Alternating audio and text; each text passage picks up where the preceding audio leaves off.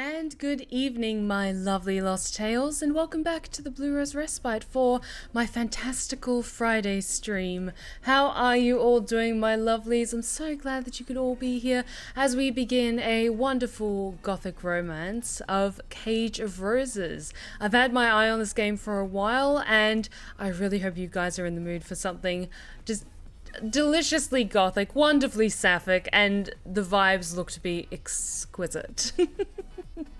How's it going, my lovelies? I'm not gonna lie. I'm pretty fucking tired today. It's been a really hot day. I had to do grocery shopping today in the middle of the heat, and yeah, and then I went out in public yesterday, and it usually takes me like 2 days to recover from that. Oh, I thank you so much. I figured because we're playing a gothic romance tonight, I've got to do a red lip for the occasion as well.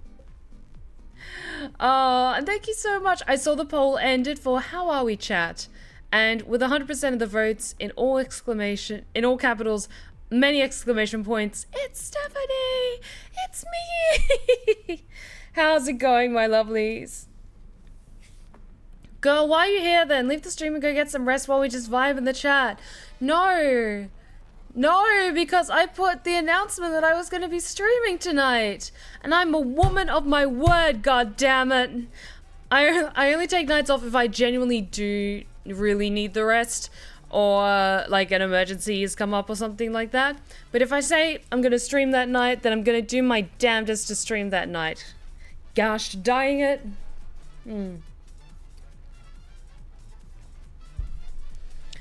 But I'll tell you what, I've been reading one particular book at the moment, Lights Out by, Nevessa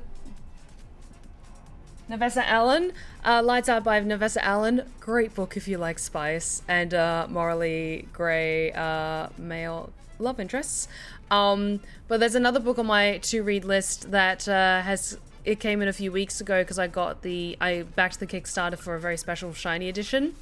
And it is The Poisoner, and I'm already itching, like, okay, when I finish Lights Out, there's another book I've got to read first, but then I really want to read The Poisoner, because I've heard nothing but incredible things, and the author looks, like, so cool, really cool, really talented, and I just am in the mood for some more gothic vibes, and this game looks to be serving that this evening.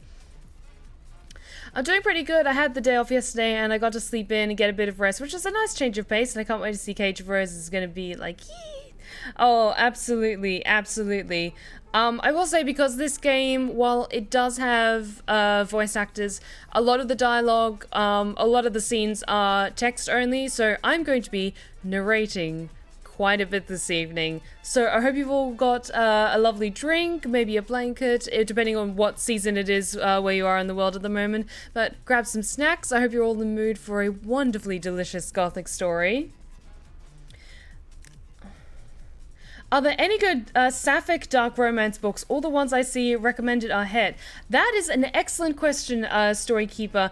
I know there are some out there. I just can't think of them off the top of my head, but I know they're definitely out there. Honestly, have a look on TikTok, if you're on TikTok, and look up specifically like WLW dark romance book recommendations or something like that, or sapphic dark romance recommendations, because I know there's a couple out there. I haven't read them myself and I don't know what the feedback to them has been like, but I know there's one or two out there. There's one that has like a mask on the front. They all have masks on the front, but there's one in particular that has like I think it's a neon mask on the front.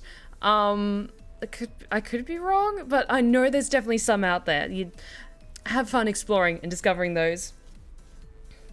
Hey, Scaracomi, how's it going? Gideon the Ninth is actually really good. That I'm not necessarily sure if that counts as dark romance, but it's definitely, from my understanding, more like gothic sort of elements to it, with some sapphic romance in it as well. And that is also on my to-read list. I really need to read Gideon the Ninth. It looks so good.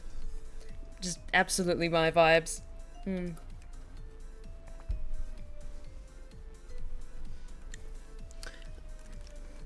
Alrighty, so, are you guys feeling ready to jump on in to Cage of Roses? I've been grinding on Cookie Run, Honkai Star Rail, and Genshin all day. The gutter brain rot is real.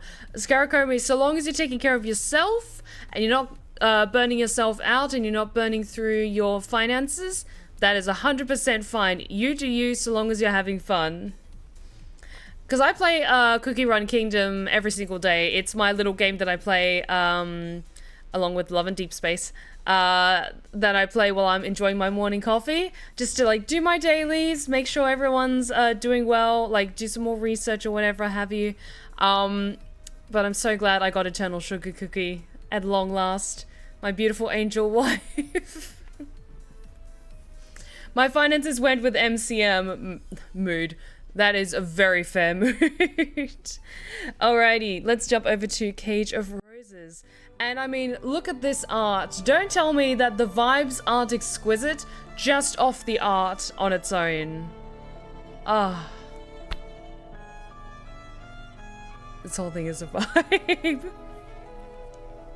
So, I hope you're all in the mood for some sapphic gothic romance, because that is what we're signing up for this evening. I believe this is a sapphic romance as well, so mwah. I hope you guys are in the mood for some delicious romance tonight. Also, fun fact, I believe when this game was still in development, I auditioned to be one of the voices in this game. I didn't get the part, which is completely fair. I'm sure the voice cast that they selected is incredibly talented, and I can't wait to hear all these wonderful lines of dialogue, but I believe this is a project I actually auditioned for at some point. Alright, let's go, lesbians, let's go!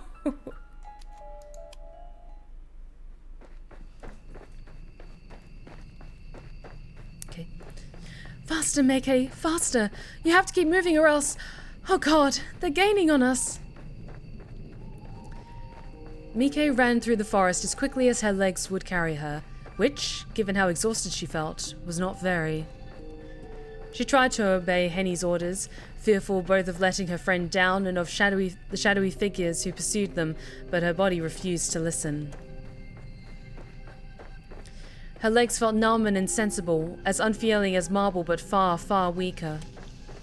It was as though nothing save sheer force of will that she was able to keep going, for all her strength had already abandoned her. Though Meike continued to run, staggering blindly through the fog, she feared it was already a lost cause. She was but a young woman, slender and, while not so very short, quite unaccustomed to exerting herself. She was not like Henny, who spent her days on her hands and knees, polishing the floors and blacking the fireplaces. Meike's fingers were white as ivory, while Henny's were red raw through demeaning, demanding, often physical labor. Meike's lungs, meanwhile, were straining from the agonizing effort of running. Never before had she known that the act of merely existing could be so exhausting. Meike, please, you need to hurry. Quickly, Meike.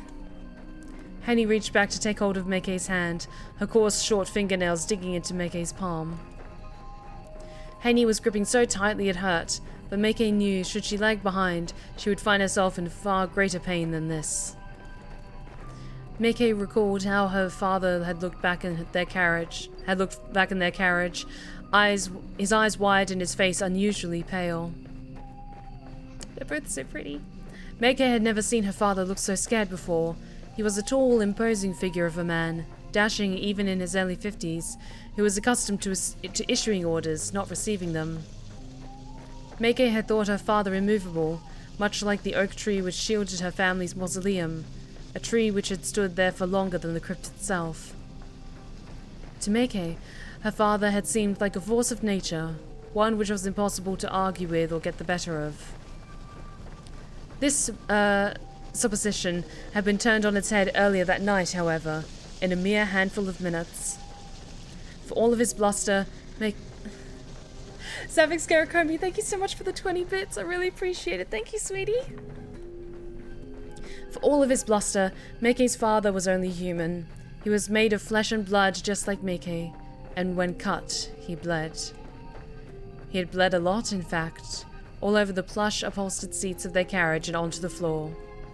His fine clothes had been stained black with the stuff, and the air had stunk of it, sharp and metallic.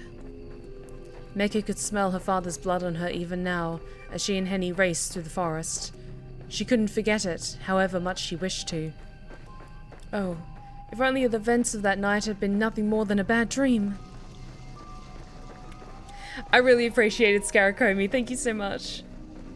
Meke wished that the fog would clear and she would be awake, her eyelids fluttering, to discover herself sitting once more in her bed, in her home, the room flooded with pale sunlight. Meke! Meke's surroundings did not shift. The trees continued to press in about her as though they meant to eat her alive. Their shadowy pursuers were beginning to close in on them.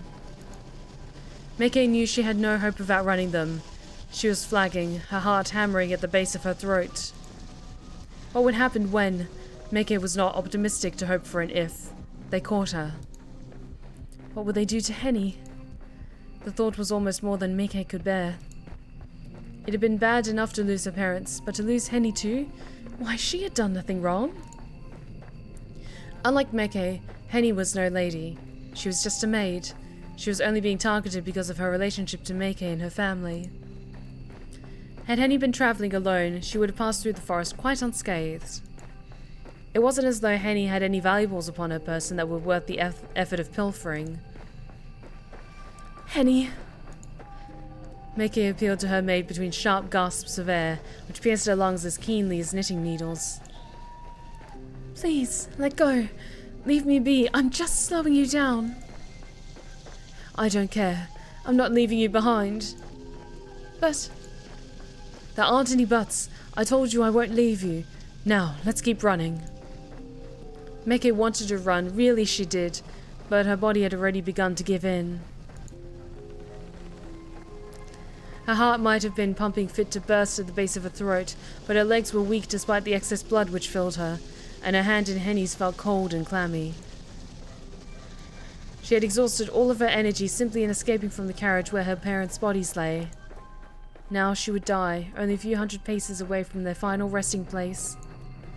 Would her mutilated carcass be discovered in the days hence and taken back to her family's home? Would she and her parents be embalmed and sealed away within their mausoleum? Meke did not much like this thought. Her family's mausoleum was a terrifying place full of somber stone angels and spiderwebs. It was quiet, being situated among tall trees, but its quietude was not at all relaxing.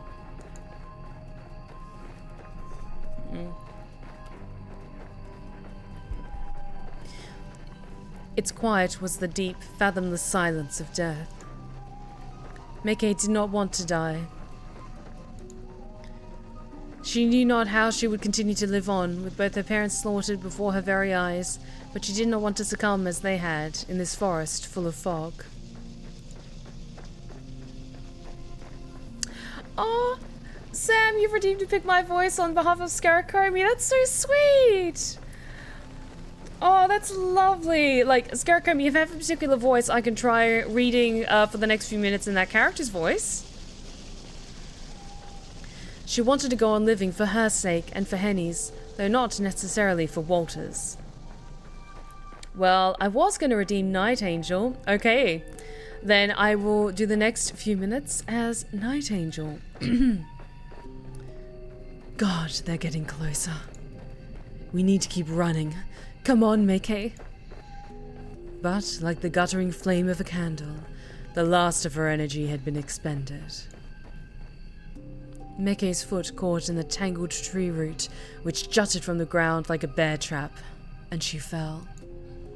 Her hand, which was slick with sweat, slipped free from Henny's.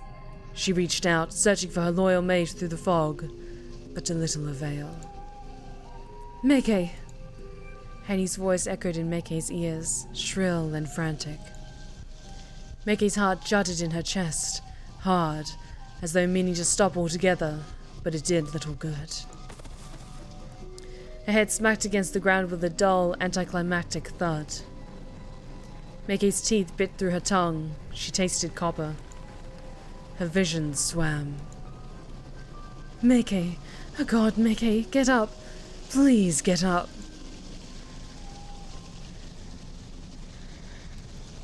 And then everything went black. Act 1. The Night That Never Ended.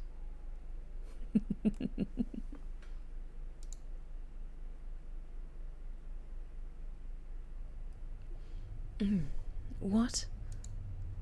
Make was greeted upon waking by a dull, crushing pain that gripped her skull like a vice. A brackish taste akin to pond water filled her mouth, and with one hand clasped to her head, she coughed. Meke's body shuddered and her lungs burned.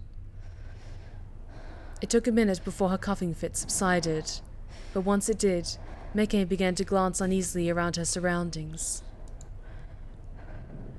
She hoped that her immediate surroundings might shed some light upon her predicament, but her hopes were in vain. Meke had no idea where she was.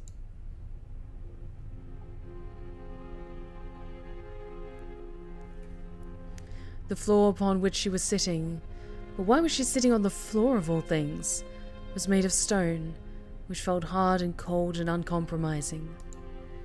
The walls too were made of stone, as was the ceiling, which felt very far away. A wooden cot was pushed up close against one of the walls, but it was so steeped in shadows Meke could scarcely make it out. There was a chamber pot lying by the cot, which she did not care to examine too closely, but its rims and sides were stained with caked-on filth. A truly unpleasant odor exuded from the chamber pot, which made Meke's eyes sting. It was fortunate that she had no immediate desire to relieve herself, for she had no wish to use this commode. A quick examination of the room, though really it was more like a cell, showed Meke that, save for the cot and the chamber pot, it was utterly desolate. There was no other furniture to be seen, no shelves, nor cupboards, nor even a proper bed. There was no mirror either, so Meke could not see herself, but perhaps this was a blessing in disguise. Meke doubted she would be at her best, given she was in so much pain, and she was so very exhausted. She was so cold she could feel goosebumps rippling across her flesh, and her teeth were chattering badly. Meke wound her arms around her middle and shivered sadly. It was not only the chamber pot that stunk. The very air itself was rank, heavy with the stench of unwashed bodies and general decay. This room, no, she was sure this was a cell, reeked of death.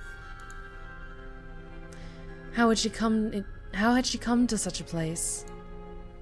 What had happened to her?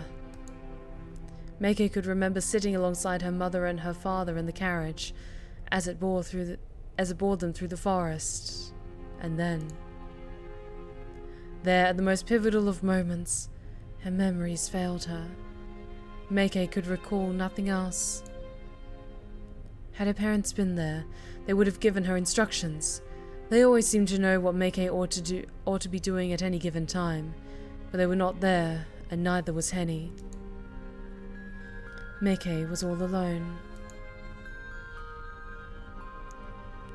Hi, Swiss Banana, how's it going? Welcome back. Henny had been with her, Meke was certain, before. Before what? Why could she not remember anything? Oh, Meke thought sorrowfully, if only she were made of stone. Then, perhaps, her head would not hurt so much. It really did feel like that her skull might explode. Not from the pain, though the pain still remained, but from raw, unbridled fear. Meke had often dreamed of stealing away from her parents' home to embark upon a brand new life, unfettered by expectations, but she had never wished for this. Tears began to trickle down Meke's cheeks in crystalline droplets. They scored tracks in the dirt which caked her cheeks and dropped, one by one, to the floor. Her head bowed, fingers splayed against the stones. Meke sobbed and she sobbed, until... What's going on? A soft voice spoke from among the teeming shadows. Meke could not see the speaker. She could scarcely see at all, given the darkness, and now her own tears, but she recognized its familiar cadences. The voice belonged to Henny. Alright, that comes to the end of that Pick My Voice. Thank you so much for redeeming that with your points, Sam and Scaracomi. Wonderful choice as always.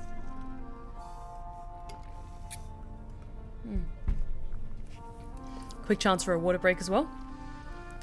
Meike's dear friend was here too, in this stone cell which smelt of death, and though Meike feared for Henny, she could feel relief bubbling up inside her.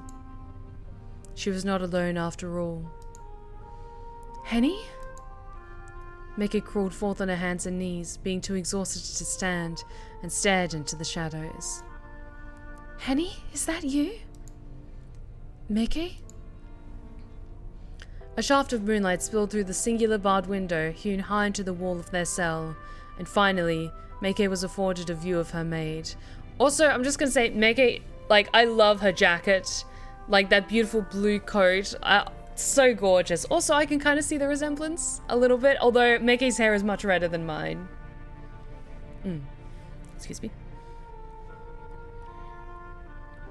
Did I already read that? I'll read it again.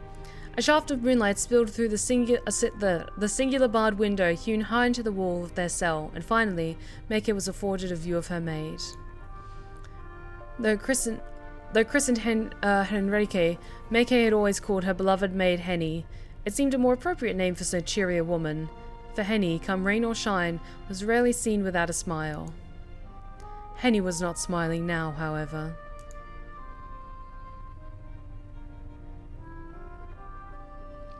She was sitting upon the wooden cot which Meike had first spied, her head bent.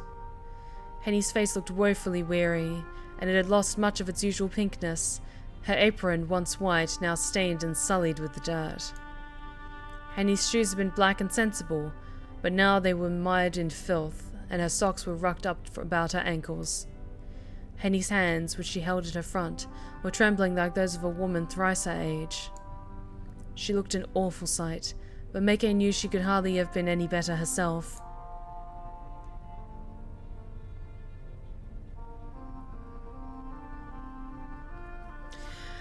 A storykeeper, I believe you've created a character who will never be able to escape with Night Angel, which is either an accomplishment or a curse depending on how you feel about her. It's interesting you say that, Storykeeper. I won't go into the details, but I've got a lot of mixed feelings about Night Angel as a character. Like, I'm really happy that people are so engaged by her story, but I have a lot of complicated feelings about her. That's all I'll say on the matter.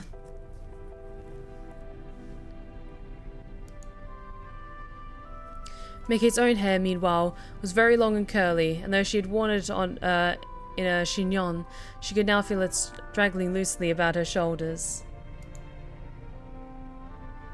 The back of her neck prickled, either from the cold or from a dislodged hairpin or two. Perhaps that was why Henny stared at Meike so, once she had gained her own sense of equilibrium, as though she had seen a ghost. My God, Meike! Henny looked so alarmed Meike almost felt ashamed.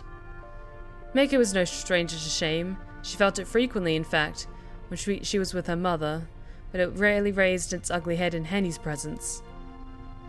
Since Meike's girlhood, Henny had been her one staunch, steadfast companion.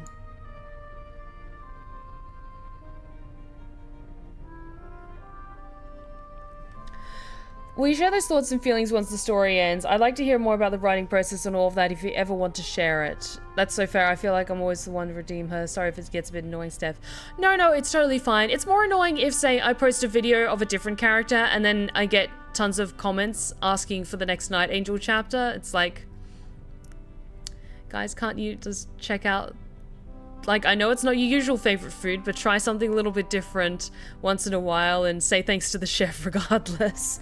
I think when I get to the end of Shadows and Stardust, or if I want to ever, like... Because there will eventually come a time where I stop making ASMR tales altogether, because I've been on YouTube for 10 years now, and I'm not gonna lie, I am quite exhausted. I still want to keep telling stories for now, but I think when I do eventually get to the point where I decide to retire from YouTube, I'll maybe do like a retrospective of sorts and talk about a lot of my feelings about a couple of my series, something like that. But I won't go into the details of it just yet, but Night Angel in particular is a very complicated character for me. I've got a lot of mixed feelings about her.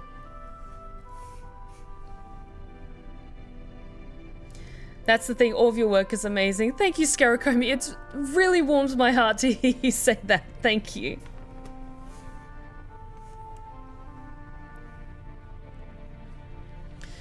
She was the only person Meike knew who took Meike for who she was, rather than wishing, often aloud to her face, that she could be more appreciative, more amenable, more effusive, more like a lady and less like herself.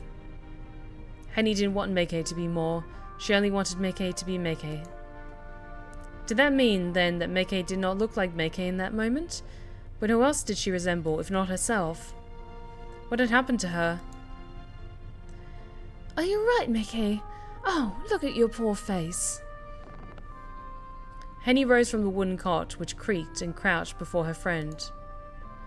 Reaching out, still shaking, she cupped Meike's cheeks in her fingers and said, "You're bleeding." "I am?" "Yes. You have a nasty cut beneath your right eye, and your cheek." Henny sucked in a breath, her expression grim. Oh, thank you so much, my lovelies. You're so sweet. Like, I can't wait until I can eventually talk about this project I've been working on, because it's going to be really, really big, and it's really, really important to me. But I should maybe next month. Maybe next month I'll be able to tell you guys. I would not be the better person I am today without your storytelling. Oh, sad. Thank you. Don't make me cry. We're like less than an hour into tonight's stream and I'm already like, you guys. I always get excited to see you post a story, regardless of it being one of your established characters or a brand new one. It's usually the highlight of my day. Lord Azul, thank you so much. You're so sweet. Next month, in Pride Month. That is actually a very good point. She's one of my favorites because I like complex characters, but I love all your stories. You retiring from YouTube makes sense if you want a break, but that's going to be a sad day for the platform, and I'm not emotionally prepared. That is completely fair, Storykeeper. I feel like it's not going to happen tomorrow. I'm not going to suddenly drop everything, don't you worry, guys. But it's one of those feelings like I'm slowly transitioning into a new form of creative expression that I'm very excited about, that I've put a lot of work into, and again, I can't tell you guys yet, but when I do feel like the time is right, then I'll be sure to let everyone know, and it's perfectly fine if you're upset and disappointed, but I really hope that you guys are just so enthusiastic about my stories that you want to see what else lies ahead for me, and follow me along my creative journey. It's always very much appreciated. Thank you. I can't wait to see what the secret project's going to be like. I have a gut feeling it's already going to be amazing. I hope so. I hope so. I've been working on it a lot. Oh, thank you. All right, let's continue with this beautiful story before us. It's all banged up. You're positively black and blue. Oh, I hadn't realized. I'm sorry, Henny. What? Henny, who had procured a handkerchief from her skirt pocket. It, fortunately, wasn't dirty, paused in her dabbing at Meike's face to look at her with bemusement. Why apologizing to me, you daft goose? You could have nothing to feel sorry for. I don't know. I'm just sorry for making you worry, I suppose. Oh, think not of it. It's my job to worry about you. I'm your maid, remember? Well, of course. I remember that much. My thoughts might be in a state of disarray for the present, but I would never forget you. You're much more than my maid, Henny. You're my friend too, my dearest friend. And I could very well say the same about you. That's why it hurts seeing you in such a frightful state. Do I look so very bad? Well, now... Oh, thank you so much, Jen. I really appreciate it. I think there'll be a part of people that'll miss the ASMR tales, but at this point I think everyone in the Blue Rose Respite can agree we're here for everything you do, not just the ASMR tales. Thank you so much, Scarecrow. I feel you. There's only so many ways you could do ASMR tales before it feels like you're treading the same ground and everything feels more like a reluctant job, so I understand where you're coming from when you say there's going to be an eventual end to the ASMR tales. I feel like so many people in my community are creatives themselves, whether you are artists, actors, animators, writers, so you empathize with like feeling when you're just pushing yourself through those creative projects, and you're more understanding of like, okay, perfectly understandable when you want to like focus your attention on something new. I really appreciate the understanding, thank you. I have a somewhat irrational fear in the back of my head of all the creators I like just disappearing, probably because I've had it happen with fan fiction, where authors will just vanish into the ether and the stories just never finish. That is honestly a completely fair fear. Growing up in the early internet age and being a veteran of fanfiction.net, I absolutely know the feeling of having a fic that you are just so invested in, and then the user drops off the face of the map because they go off to college and they just don't write fanfiction anymore. Like, god damn it! So honestly, that is a completely fair fear. You're evolving and seeing your journey ever since I stumbled upon your Countess story has been an amazing experience to witness, and wish you greatness in your creative journey, Steph. Thank you so much, Swiss Banana. Your art just is so incredible, and I've seen your skills and continue to improve over the years as well, so it really means a lot coming from you. Thank you. Also, the word daft being in a game always makes me giggle. I love English slang. I'm glad I live here. I hope my accents aren't too terrible, because I'm trying to give like a slight Cockney accent to Henny, and then a slightly more elegant and refined one for me. Hey, Sophia, how's it going? Henny scanned Mickey's face, her brown eyes now bright with mischief. That depends on how honest you want me to be. Oh dear. Do I look as bad as all that? You certainly look better. Your face is as banged up as a windfall apple. An apple? Meko shook her head in wonderment. I only hope that the apple isn't riddled with worms. I don't think you've anything to worry about on that score, at least. I live in Essex, which is prominent with the Cockney accent. You're on point here. Okay. Good to know. Good to know. King Deadlock, I'm just happy to be a witness to your amazing creative journey, Steph. We can always go back and listen to the ASMR tales over and over, kind of like a favorite album. Do whatever you're passionate about. You do so much for us, and we're so thankful for everything you do. We'll always be here to support you. Thank you so much, King Deadlock. Like, why are you guys hitting me so hard in the feels tonight? Like, honestly, it's all hugely appreciated and so sweet and heartfelt, so thank you so much for every single word. Thank you. Oh, and you're welcome, Swiss Banana. Like, artists and creatives, we've got to support each other. Support independent artists and fellow creatives. When we build each other up, we all rise together. And one day we will conquer.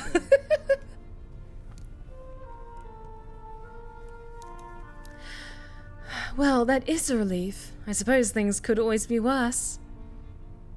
Right you are, that's the spirit. You're still alive, and so am I. We're together. That ought to count for something. Although... Henny finished wiping the worst of the congealed blood and muck from Mickey's cheek, then drew back, her soiled kerchief gripped tight in her hand. Her expression newly dour, she said after a moment's pause.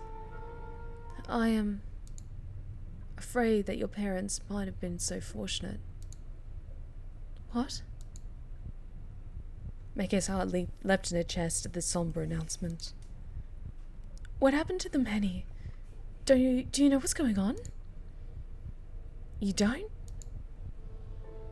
I recall that we were heading to Osberg to visit my fiancé, but as for how we came here... Mickey closed her eyes, in the hope of remembering something, but again, nothing came. There's a specific Hannibal fic I love, and the author hasn't updated since last year in like March or April, and there's nothing from their Tumblr either. Obviously, they have their own life, but I'm dying a little. I'll miss the ASMR tales, but I'm excited to see how you grow as an artist. Thank you so much, Storykeeper.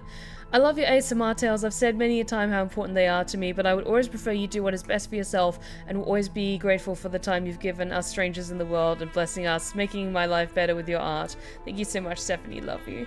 I love you too, my lovelies. And Sam, thank you so much. Like, I know you've talked to me in more detail about how my ASMR tales have helped you discover a lot of things about yourself, so that really warms my heart. Thank you.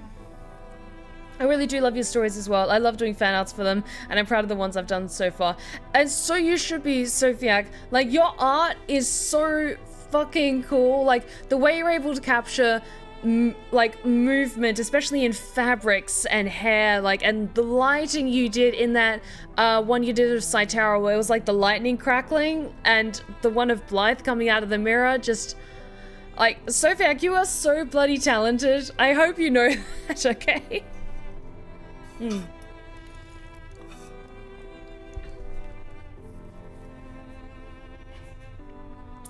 Oh, and I'll take another hydrate check. Thank you, Storykeeper. Her mind remained stubbornly blank, as featureless as a snowy field, all flora blanketed in untrammeled whiteness. I'm afraid I cannot remember. Not a single thing? Nothing. I see. Henny grit her teeth together for a few moments, her eyes dark. She seemed to be weighing up her words, as a baker might measure out flour and sugar before speaking. That's not such a surprise, I suppose. You hit your head pretty hard back there. It might be for the best that you can't remember all the gory details. I wish I could forget what happened myself, but... Henny's voice trailed away as, awkwardly, she gripped her handkerchief. That kerchief had been the only clean thing in Meke and Henny's cell, but now it too was ruined, streaked with brown and red. How deep was the cut that Meke had sustained, and how much had she bled? This too remained a mystery. Meke did not know. There seemed much, all of a sudden, she was ignorant of.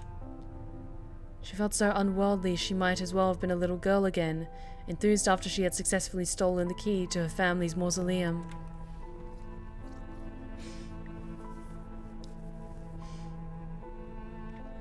Oh, Sophiac, that's so true. Doing fan offs test characters is one of my favorite things to do at the moment. Thank you so much. I know I've said this before, but stumbling across your Emerald Flames ASMR tale was one of the best things to ever happen to me. I don't think I've ever been so captivated by a scripted series on YouTube since early YouTube, and getting to witness your other ASMR tales in turn have been nothing but spectacular. Plus, it also got me to be a part of this amazing community, and we're so lucky to have you, Weaver. Thank you so much for the kind words. Rickstag, I know I don't chat much, usually just lurk, but being here and listening to the amazing voices and stories you tell keep me going, giving me hope for my own future goals. Rickstag, that's so incredibly sweet. Like, I'm well aware that my ASMR tales have touched people in so many different ways, but to hear that my stories have helped inspire you to keep moving forward during some of your maybe darker moments, it means the world to me. So thank you so much for saying that. It really, really does mean a lot. And thank you for being here. And also, lurking is 110% fine. If you feel more comfortable lurking, do whatever you feel comfortable doing, okay? Yes, can we get a group hug, chat? Like, just lots of hug emojis in chat, lots of heart emojis, lots of positive vibes. Because, honestly, my archive of lovely lost tales is just the best. And I'm so lucky to have you. Okay. I shall continue. Meke had not known, as she stood in the chill entrance of the mausoleum, that she was about to lower herself into a subterranean world of death and decay, though part of her had wondered. Henny. Meke took Henny's hand in her own, her cracked fingernails digging into her skin. What happened? Tell me, please, I want to know. Yes, I thought you might. That does make things a mite complicated, though. I don't want to be the bearer of bad news. Just promise you won't take it against me for what I'm about to tell you. I've gone through a lot tonight already, and that would be the straw to break the camel's back.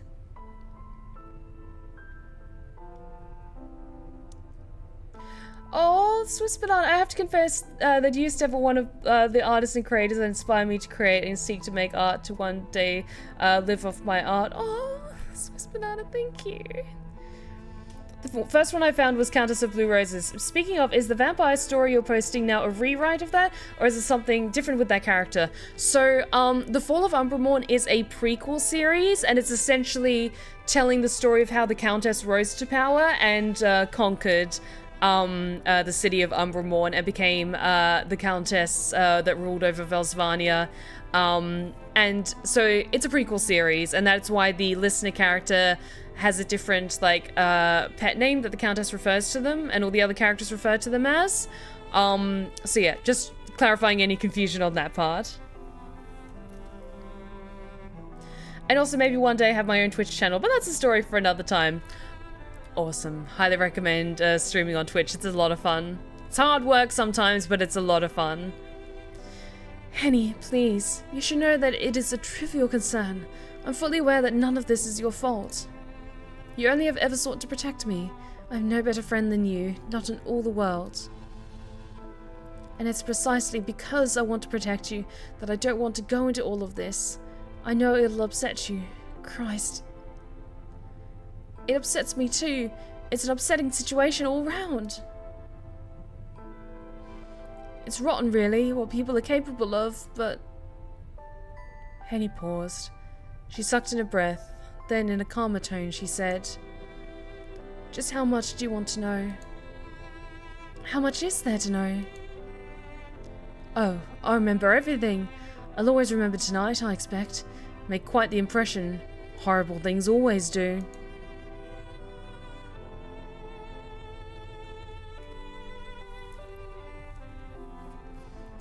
No, Sophia, we were just having a conversation about, like, kind of my ASMR tales in general, and I did bring up that eventually, at some point in the future, I will retire from doing ASMR tales. I don't have, like, a set date in mind or anything like that, but I think it's understandable of everyone who makes videos on YouTube that there will eventually come a time where you'll, like, either stop making them or bow out, like, gracefully, which is what I hope to do.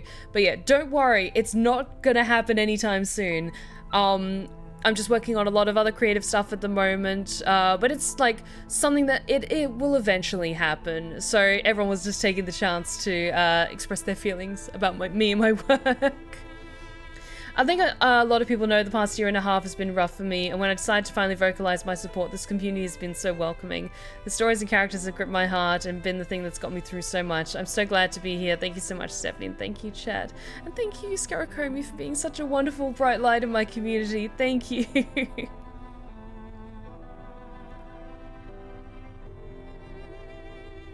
I feel a little bad this turned into a chatting stream. This genuinely seems like an interesting game, but emotions know no bounds. Like, honestly, I'm glad to balance this out with, like, feelings from chat, but also really engaging gothic romance story. Alrighty, let's continue though. Oh dear, are things truly that dire? They're pretty bad, yes. Give me an abridged account, then. I've no need to hear everything. Right you are. Henny bowed her head in acquiescence, her face half swallowed by the shadows. The beam of light which had penetrated their drab cell had long since been extinguished, the moon obscured beneath the rolling fog.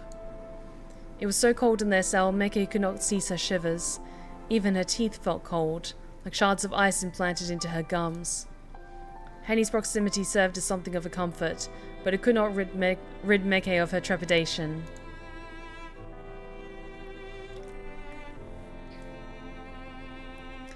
From Jen, your work's got me through rough patches in my life. I'm working through to try to be a better person. Seeing you move on would be heartbreaking, but I'm thankful to be here, part of this community and getting to watch you grow as an artist. Words fail me, but I just hope you get nothing but success and happiness, Steph. You and all the others at the Blue Rose Respite. Thank you so much, Jen. Thank you.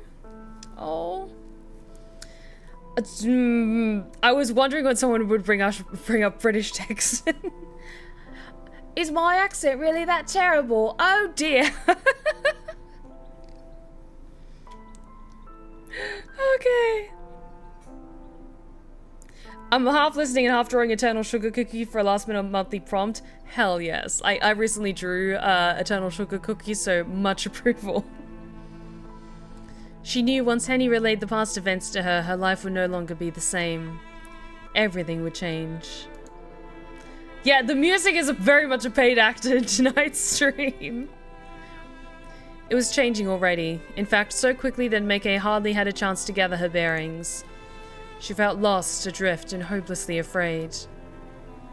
I'm sorry to tell you this, Meike, but during our travels, the carriage... It was attacked by bandits. What? No. Yes, they came creeping out of the fog like, I don't know, monsters from a children's story maybe, but much scarier. They waylaid the carriage and then stormed it. They drew out their daggers and threatened your father, and when he refused to comply, well... Henny's expression twisted.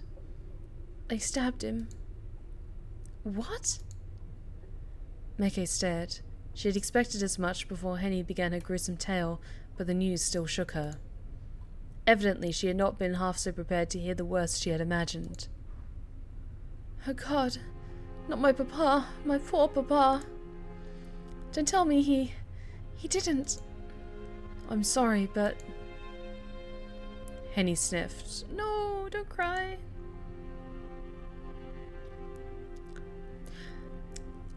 No, I didn't draw Eternal Sugar Cookie as in drawing with pen and paper. I drew her as in I played the game and I finally got her on the gacha. Sorry. Sorry, I should have clarified that. I'm sorry.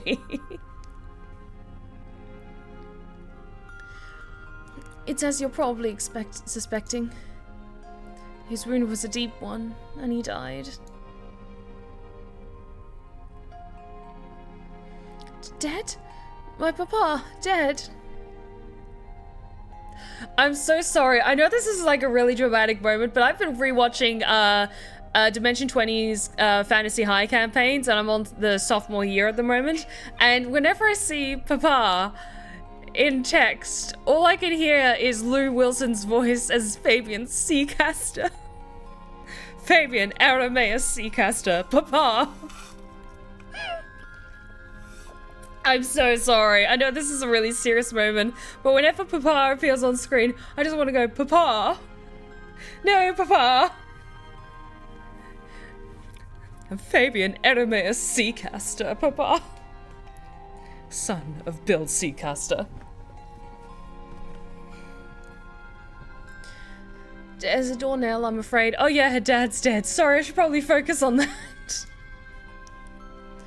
I didn't hang around to see what had happened, but well, it was all over so quickly, I don't think he suffered at least.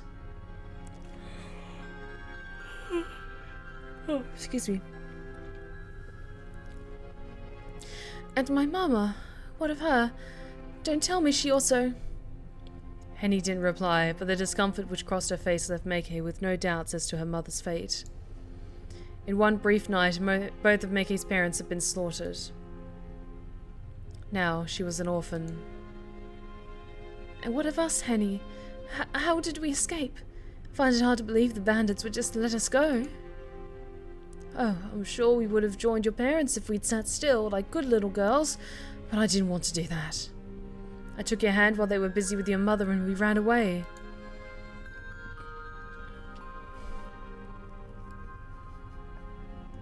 Are you my dad? Wrong stream, Gorgug.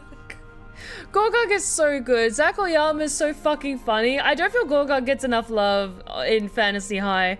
He's really sweet. Let me just save here quickly before I get too carried away.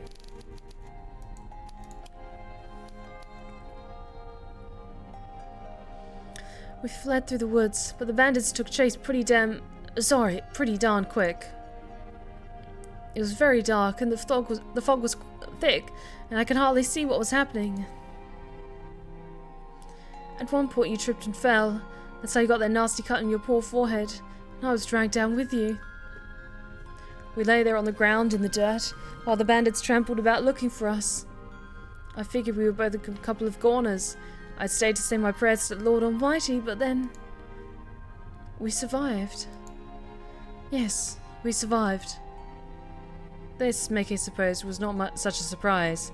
It went without saying, really, that they had survived. Otherwise, they would not have been sitting in this ghastly cell, speaking to one another. Either the bandits had spared them, which seemed unlikely, or somebody had come to their defense. Who would have been wandering in the woods at so very late at night, however? Mickey could hardly credit it. Their escape must have been the stuff that fantasies were made of. Do you know how we escaped, Henny? I know what my eyes saw, but if my eyes can be trusted or not, well... that's another matter altogether. I think I might have bumped my head myself. It was all so peculiar. At the time, it seemed like a miracle. But looking back on it, that ain't the right word. Miracles suggest God and all his angels, but that was not wholly about this. It was a right proper mess, really. A total bloodbath. Blood? Yes, there was blood and lots of it. It's hard for me to explain, but... all I know is, one moment we were sprawled upon the dirt, you unconscious, I half out of my mind with fright as the bandits approached. And the next, they were gone. Gone?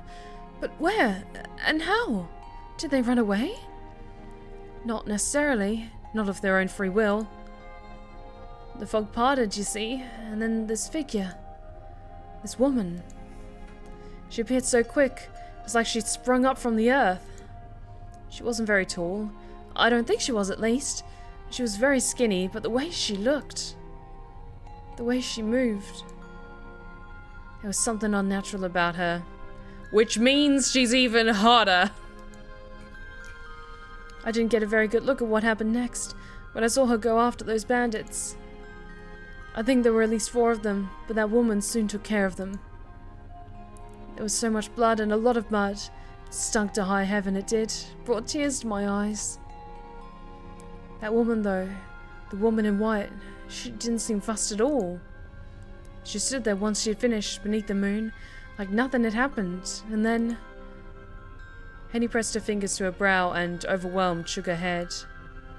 I don't remember anything after that. I think I must have fainted. When I finally woke up, I found myself here. It was your crying that woke me up. I've never been able to rest easy while you're in tears, Mickey.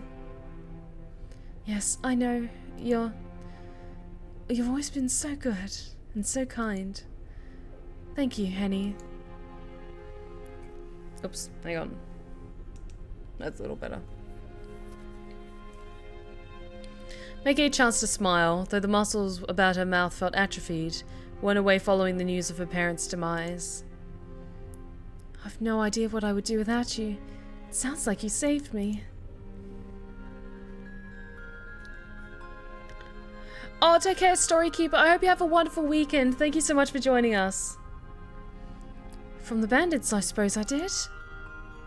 But I wasn't much use when you took that nasty spill. There's no way I would have been able to carry you to safety. Not we were all turned about in the woods and I'd no idea where we were. I think I scraped my own shin too. My ankle aches. Would have been gorgeous if that woman hadn't appeared. But now that I'm talking about it, it doesn't sound real. I can't think of any woman who would be able to beat 4 men in a test of strength. Not even your own Mademoiselle Blanchard. Mickey's smile widened at this, despite the severity of their situation, and she was even able to manage a laugh. It was a weak laugh, which contained little in the way of mirth, but it was sincere. Henny never failed to cheer her up. She must have had a knack for it. Mickey was too old to believe in magic, but when she was with Henny, she sometimes wondered. Are you sure it was a woman who fended off those bandits? Perhaps it was some sort of animal instead, and you failed to perceive it in the fog. That could be it. Like I said, my mind's a mess. I feel like I've lost a good 10 years off of my life. Although... Here, Henny smiled grimly, in the manner of all survivors after witnessing something horrid. Finding your ASMR tales and streams is one of the best things to ever happen to me. You and the lovelies are so kind and welcoming to me when I join this community. I feel like I've become a stronger and better person since I've been here. You've helped me through a lot, and I can't thank you, Steph, and everyone in chat enough. Love you all. No, we love you too. Thank you so much, King Deadlock. Oh. Like, I'm really limited in what, like, change I can make in the world. I'm so grateful for the wonderful community I've built over the past 10 years. And I'm so grateful to each and every one of you for being a part of it. And so even though sometimes I do get a little bit, like, blue, honestly, hearing messages and seeing messages from my lovelies saying that my stories have helped you, or my community has helped you, like, find a resurgence of positive. There was a bird outside, sorry, I got distracted. Find a resurgence of positivity and uplift you in your outlook on the world and keep moving forward on your darkest days. Like, that means so much to me, so thank you so much for sharing that with us. It's better than having it cut short altogether. We must be thankful for small mercies, yes, even if our lives were saved at my parents' expense. Mike squeezed her eyes shut. She could feel tears beating upon her lashes anew, but this time she was able to subdue them. The news of her parents' death was a heavy burden to bear, but Mike, not having witnessed their final moments, found it hard to imagine. It still did not seem quite real. The shock of it all, perhaps, had blunted her senses. It would take a while for her parents' passing to truly register. When it did, however, Mike did not doubt the tears would come, thicker and faster than before. It had not always been so, but her childhood misadventures in the family's crypt had left her something of a crybaby. Now then. Mike inhaled, then glanced about. Where do you suppose we are, and how do you suppose we got here? That's a good question. I've been wondering that myself. It's not the nicest of digs, is it? Not particularly, no. It's awfully drab. And it's damp, too. I'm freezing. You poor thing, you. Come here. Henny shifted closer to Mike, then drew her arms about her. Holding her close, she then glanced about. Both maid and mistress squinted into the shadows, as though they might unearth some secret way of escaping. A trapdoor, perhaps, or a hidden passageway. But to make his disappointment, she found the cell quite unchanged. That's nonsense. You have made amazing life-altering changes to the world that has helped so many people. The day you were born was the day the world could not exist without you, and the day you first set out to make art was the day humanity could not exist without you. Oh. Thank you. Thank you so much, Samuel. Lord Azor, Stephanie, you say you are limited in the change you can make in the world, but with a good lever, with a good leader, even a small change can. With a good lever, even a small change in force can lift the heaviest lodestone. You guys, stop! But thank you so much, Lord Azor. You're so sweet. It was every bit as sparse as she recalled. The shadows did little to mask this fact, and still it stank. Goodness me, it's not much to look at, is it? Might as well be in a prison cell. I think that might be what this is. Henny drew back from Mike, her legs crossed beneath her upon the stone floor, and frowned. I reckon you're right. I wonder who brought us here. You and me both. It's nice of our mysterious benefactor, or benefactress, to rescue us, though they can't be all that kind if they're gonna let us suffer in here. You think they could have at least put us up in a nicer room? I'm not expecting first-class accommodations, but you deserve better than this, Mike. This place isn't fit for rats, let alone people. It's alright. Are you being serious? Henny raised an eyebrow while Mike smiled. It's better than being dead, at least. Even if these lodgings are a mite uncomfortable.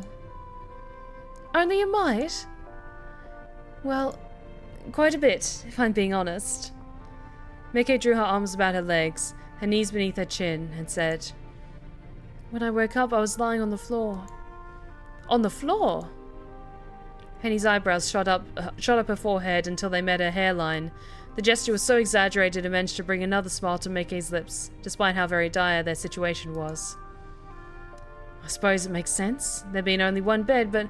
Oh, that is too much. I can't believe they fling you about like a sack of spuds. Many unbelievable things have happened tonight. Our benefactor must have been bucking the trend. Some benefactor. When I get my hands on them, I'll give them what for. Don't, Henny. It wouldn't do to pick a fight with whomever brought us here. I wouldn't want to anger them, not when we are at their mercy.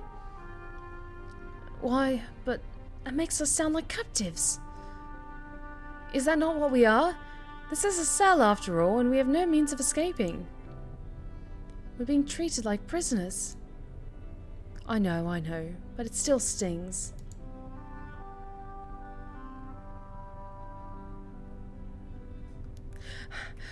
I'm not gonna lie, I do love the one bed trope. It's a great one if used well, especially if it's in a jail cell. It's either in a jail cell or it's snowing outside or something, or like we're snowed in and there's only one bed. I have read way too many Call of Duty fanfics where it's that trope, and let me tell you, they're so good. You say you're limited in what you can do, but sometimes the best thing anyone can do is do what you can, and you've done that time and time again. You're amazing for it. Thank you so much, Weave. Thank you.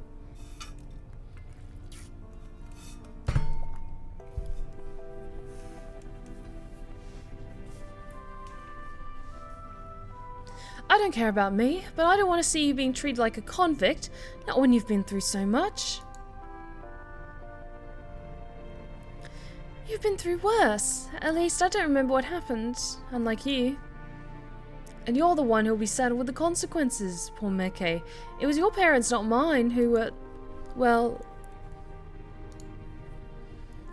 I don't suspect there's much point in trying to suss out who's suffering more than who.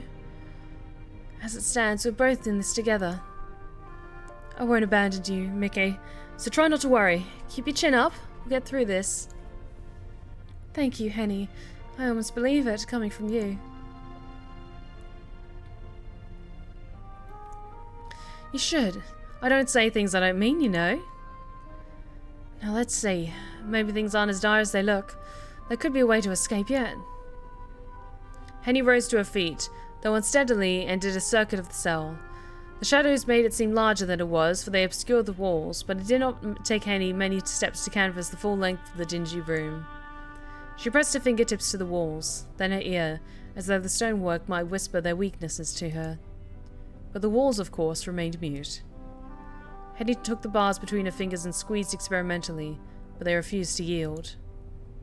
Oh, come on! Frustrated, Henny gave the bars a kick. The tip of her shoe collided with them, losing clods of dirt from her soles, but... Damn it all! The bars refused to budge. They were quite impenetrable. Sighing, Henny changed tack. She moved from the door to glance up at the window, but this was similarly barred, too high up to reach and much too small to squeeze through. It almost seemed like a miracle that such a small window allowed any moonlight at all to spill into the cell when the clouds and the fogs shifted. And? Meke asked, when a disenchanted Henry flopped back down beside her with a rustle of her skirts. Did you uncover anything? Enough all except that we're more trapped than I thought. I thought you might have come to that conclusion, yes. God. Henny kicked off her right shoe, then began to massage her feet, which had begun to throb. This is a rum situation. I wonder what we're to do. I don't think there is much we can do other than wait. I suppose you're right. I can't say I like the thought of that, though. We're sitting ducks here.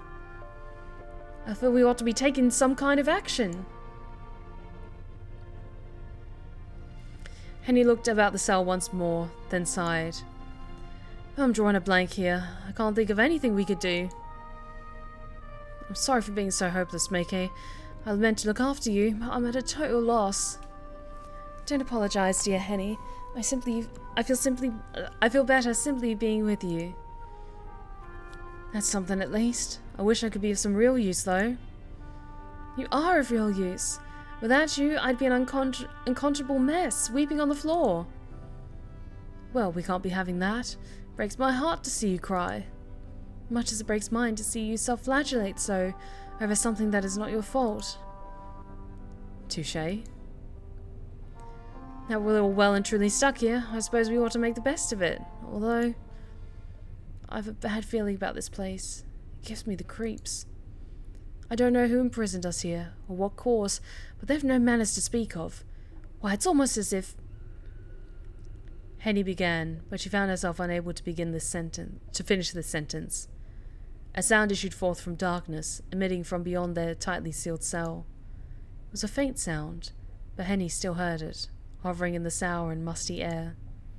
It sounded like a scream. Good God! What in the world was that? I suppose that was just the wind? Do you really think so? Yes, I imagine. Mickey answered in the affirmative, though deep down both she and Henny knew the truth. That had not been the wind. It had been too raw, too pained, and, though faint, unmistakably human.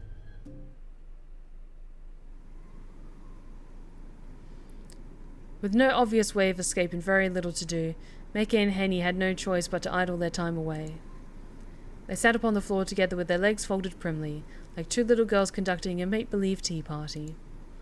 Henny had, at first, balked at the thought of her mistress sitting on the stone like a plebeian, but Mickey's dress was already so dirty it didn't matter.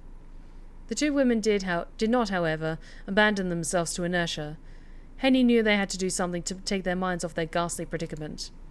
Fortunately, Henny was not empty-handed.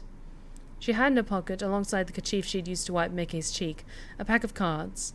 These cards were worn and bent at the corners, but they remained perfectly functional. For want of a better way to use their time, Henny proposed to Mickey a game of Joker, a game which Mickey agreed to.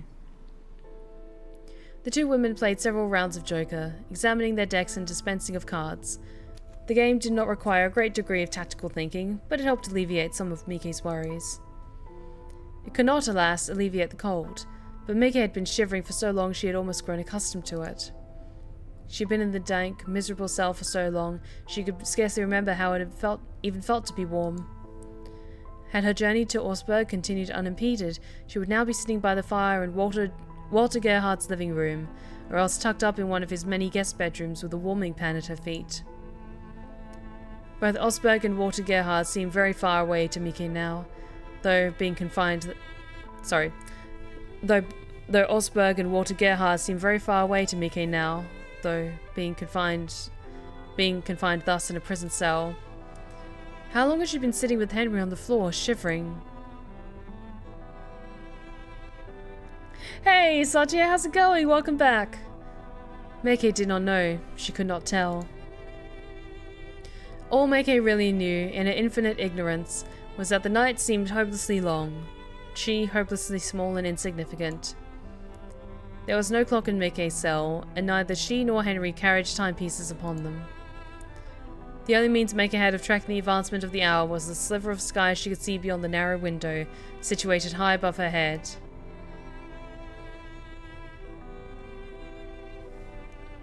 She could recall that the sky had been dark upon her waking, and it remained so now, 3 games of Joker later. The moon, which emerged from the fog at irregular intervals, shone its pallid light upon Mickey's head and upon her hand of cards, lighting her Joker with his wide rictus grin. Mickey had never much cared for the Joker in Henny's trusty pack of cards. His expression unnerved her. Every once in a while, as she played, Mickey sped a few glances at the barred window above her head. Though she could not guess the hour, she knew it was late. It could have been an advanced hour of the night, or could have been, by the same token, the very, very early hours of the following morning. The calendar might have shifted already, from one day to the next, but Mickey was none the wiser. The sky was so dark, Mickey found it hard to believe the sun would ever rise again.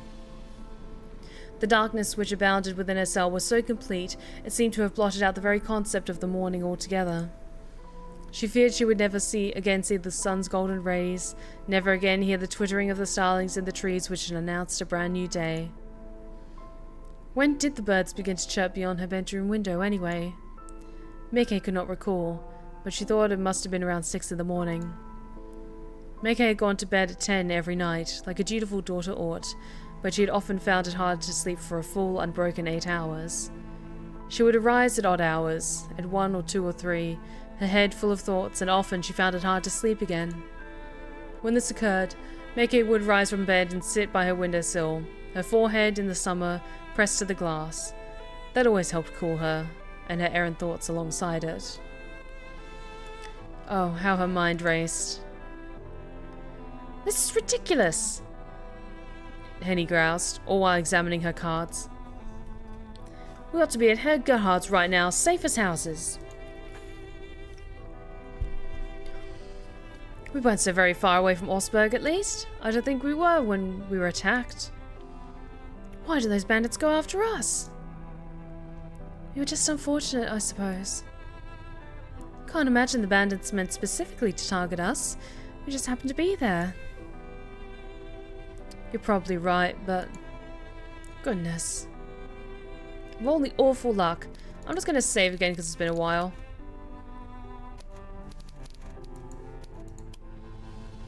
Of all the awful luck. At least you've had a fair run during our game. You've beaten me out soundly during every single hand." "Well, true. I suppose I should thank heaven for small mercies, eh?" Henny smiled at Meike's attempt to cheer her, but it didn't last. Both Henny's smile and Meike's cheer were half-hearted, and they were soon swallowed by the sinister darkness of their cell. "It's a shame I don't feel more thankful. I wonder what Herr Gerhard would make of this. He'd be off his head, I'm sure, if he knew the state you're being kept in, Meike." "I'm enraged too. For you and him. You deserve far better than this. You're a Von Essen, for crying out loud. The person who's holding us here will feel mighty sorry when they realise who you are. You're a real lady." Maybe. Meike's reply was vague in both tone and meaning. Not even Meike herself was sure whether she meant to disparage Henny's optimistic assertions of her being a lady would grant her any favour with their captor, or whether she meant to challenge the notion she was a lady at all. Meike had been born to a noble family, it was true, with a lineage which could be traced back centuries, but the Von Essens were not what they had been. Half a century of poor financial decisions and a grandfather with a compulsive gambling addiction had led to the squandering of much of the Von Essens' wealth. While still in possession of their family's home and a veritable fleet of maidservants, the family's finances had been in a dire state ever since Meike could remember. Though not openly wanting for cash, Meike's parents had made a good many purchases based on their family's prestige rather than figures in their bank account. Meike's wedding to Herr Gerhard had been an attempt to shore up the family's wealth before they could fall from grace altogether, but now that seemed like an impossibility. How could Meike wed Walter after she was incarcerated? If Meike had loved Walter, she surely would have shed tears over so cruel a fate. As it was, however, she was curiously calm. What did she care how Walter Gerhard felt? She barely knew him. Well, not to worry. Herr Gerhard must be sitting in his drawing room now, wondering where the blazes we are. Herr Gerhard is sure to send out a search party before long. He'll be worried sick about you, Meike. Do you really think so? Absolutely. I mean, he is your fiancé. He's got to be worried. You're such a sweet thing. I don't see how he could have. 1 second. Yeah, better. Light's a little too bright for me. Thank you, Henny. I appreciate it. Don't thank me. Don't thank me, Meike. I'm just stating the facts. If I was a man I had a fiancé like you, you can bet that I wouldn't let you out of my sight. Perhaps it's a good thing that I'm in here with you, then. You at least know I'm alright. Yes, you are, and I thank heaven on high for it. You know I'd do anything to keep you safe, Meike. I know. Meike could well believe that coming from Henny. When it came to Henny's claims about Walter, however, Meike was less certain. Okay, new character. What did she know about Walter really, other than his age and his occupation, and how fabulously excessively wealthy he was? Meike had met Walter on only 3 past occasions, and they'd exchanged almost as many words. The man was a stranger to her, and Meike's desire to marry him was inversely proportional with her parents' desire to see her walking down the aisle. Meike had been dreading her visit to Augsburg for well over a month. Now it had been terminated, she felt a perverse sort of relief. Part of Meike had even begun to wonder whether the bandits' attack had brought with it some good alongside all the bad. But that, Meike chastised herself, was hopelessly cruel. Were her parents' lives truly worth that little to her? It was true enough that she may never see Walter Gerhard again, but she would never see her mother nor her father again either. It was not a fair trade, not by any stretch of the imagination. How could she ever have thought of such a thing? She really must have been wicked. Was that why she'd found herself in such a dire situation? Perhaps this was God's way of punishing her for being a poor daughter, and a sinner who spent too much of her time lost in daydreams, imagining things which could never and would never be. Honestly, the art in this game is so beautiful, isn't it? Meike and Henny sat in their cell for what could have been minutes or hours or even days, whiling away at the time. My God, there was so much time. With continued, unending, incessant games of Joker. Meike's heart was not in the game, her head being otherwise occupied, and Henny trounced her soundly, 12-1. Henny was better than Meike at card games in general, so this came as little surprise. Meike was accustomed to losing, and accepting her failures with good grace.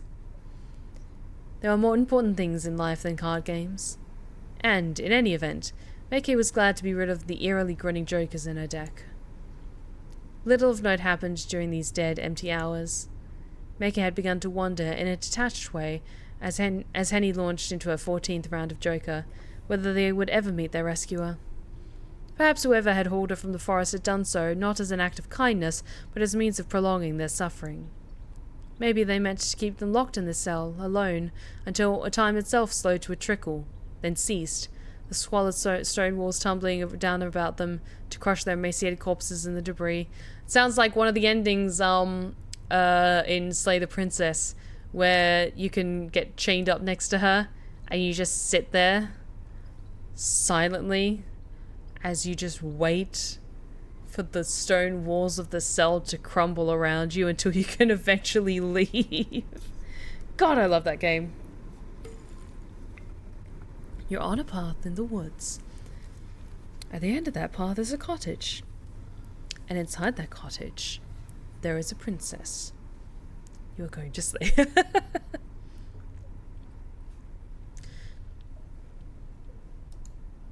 But soon, shockingly soon, or so it seemed, despite all of the interminable waiting, Meike found her hypothesis proved wrong. She could hear, above the sound of Henny shuffling the deck, a sound. Footsteps. The footsteps were quiet enough at first that Meike wondered whether she had imagined them, but as the seconds elapsed they became louder still, until even Henny heard them. Goodness me! Henny fumbled with the cards, then drew them down. Red hearts and black spades spilled across the stone. Can you hear that, Meike? Yes, I can. Somebody must be coming. Our rescuer from the woods, do you think? They could be our rescuer, yes, but maybe... Meike chose not to finish this thought. Her saliva felt too thick in her throat, like tar, and she shivered. She didn't want to extinguish the hope which she could see, flickering now in Henny's eyes. That would have been cruel. Henny's head swiveled to the grated iron door, excitable as a puppy, and, wide-eyed, she peered through the shadows. This a turn for the better? I was beginning to worry they'd forgotten all about us. I can't wait to come face to face with them. I'll be sure to tell them exactly what I think about their so-called hospitality. You've said that once before, Henny, and I wish you wouldn't. I don't want to anger them. Oh, stuff and nonsense. I'm sure it will be fine. They wanted to harm us. They had plenty of chances to do it already, surely. That is true, but... The footsteps drew closer still, echoing about the stone walls. echoing inside Meke's skull. The footsteps could represent only two things. They would mean salvation, if they were lucky, but Meke found it difficult to believe this. Neither she nor Henny had been very lucky that night, despite Henny's continued winning hands in Joker. It seems far more likely that these footsteps would bring about yet more suffering. And, sure enough... Well, well, would you look what the cat dragged in? The voice that cut through Meke's musing was a proud, haughty one, the syllables polished to perfection like cut glass. The voice belonged, quite obviously, to a woman, and given her pronunciation, she must have been well-bred. Perhaps their rescuer was a lady, then, a Von such-and-such like Meke, from a family whose ancestral home was vast and old and grand enough to have its very own dungeon.